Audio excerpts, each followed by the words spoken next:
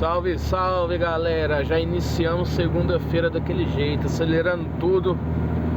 Chegar no cliente, descarregar esse adubo, já carregar um farelo e acelerar pra baixada. Mas antes de passar em casa, ver a família, que a saudade tá grande.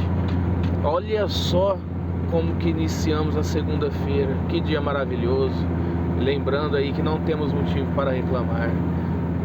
Lembrando também que as misericórdias do Senhor se renovam sobre nós a cada manhã.